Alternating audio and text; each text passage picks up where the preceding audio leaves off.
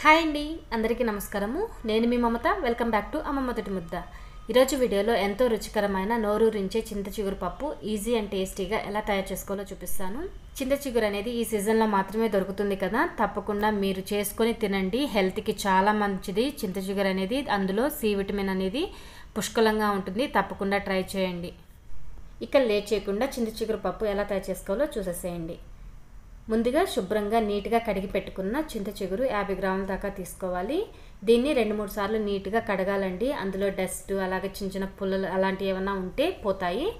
దీన్ని నేను ఏమీ కట్ చేయడం లేదు, ఎందుకంటే ఇది చాలా లేతగా ఉంది కాబట్టి. 50 గ్రాముల చింత చిగురుకి అరకప్పు కందిపప్పు తీసుకోవాలండి. అంటే 120 గ్రామ్స్ దాకా కందిపప్పు అనేది తీసుకోవాలి.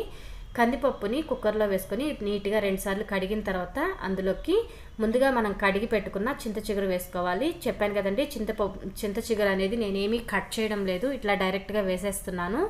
ఇప్పుడు ఇందులోకి ఒక మీడియం సైజు టమాటా తరుగు, ఒక మీడియం సైజు ఉల్లిపాయ తరుగు, 7 లేదా 8 పచ్చిమిర్చి వేసుకోవాలి. పచ్చిమిర్చి అనేది మీరు తినే కారానికి తగ్గట్టుగా వేసుకోండి.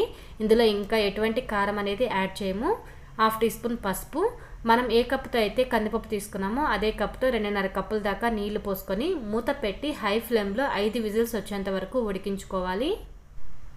చింత చిగురు పప్పు ఒక్కసారి ఇలా ట్రై చేయండి, మీకు నచ్చుతుంది. చాలా ఈజీగా ప్రిపేర్ చేసుకోవచ్చు. అన్నం ఉడికే లోపల పప్పు కూడా రెడీ అయిపోతుంది. ప్రెషర్ మొత్తం పోయిన తర్వాత లిడ్ ఓపెన్ చేసి అందులోకి టేస్ట్కి సరిపడా సాల్ట్ వేసుకొని పప్పు గుత్తితో మెదుపుకోవాలి. చింత చిగురు చాలా లేతగా ఉంది కాబట్టి మనకి ఎక్కడ తీగలుగా అట్లా కాడలుగా ఏమీ ఉండదండి. పర్ఫెక్ట్గా మెత్తగా ఉడికిపోతుంది. ఇలా మెదుపుకున్న దాన్ని ఒక బౌల్లో తీసుకొని పక్కన పెట్టుకొని ఇప్పుడు పోపు వేసుకుందాం. స్టవ్ మీద చిన్న కడాయి పెట్టుకొని అందులోకి 2 టీ స్పూన్ల ఆయిల్ వేసుకొని హీట్ చేసుకున్నాక అందులోకి 1/2 టీ స్పూన్ ఆవాలు, 1/4 టీ స్పూన్ జీలకర్ర, చిటికెడు మెంతులు, 2 ఎండుమిర్చి వేసుకొని ఆవాలు చిటపటలాడేంత వరకు వేయించుకోవాలి. ఆవాలు చిటపటలాడిన తర్వాత ఇందులోకి చిన్న ఉల్లిపాయ తరుగు వేసుకొని మంచి గోల్డెన్ బ్రౌన్ కలర్ వచ్చేంత వరకు వేయించుకోవాలండి.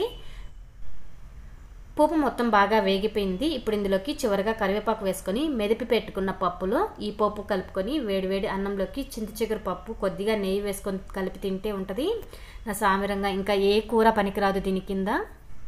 సింపుల్ అండ్ టేస్టీగా చింత చిగురు పప్పు ఎలా తయారు చేసుకోవాలో చూసారు కదా. మీరు కూడా ట్రై చేసి ఎలా ఉందో కామెంట్ చేయడం మాత్రం మర్చిపోకండి. ఈ వీడియో నచ్చితే ప్లీజ్ లైక్ చేయండి, అలాగే షేర్ చేయండి.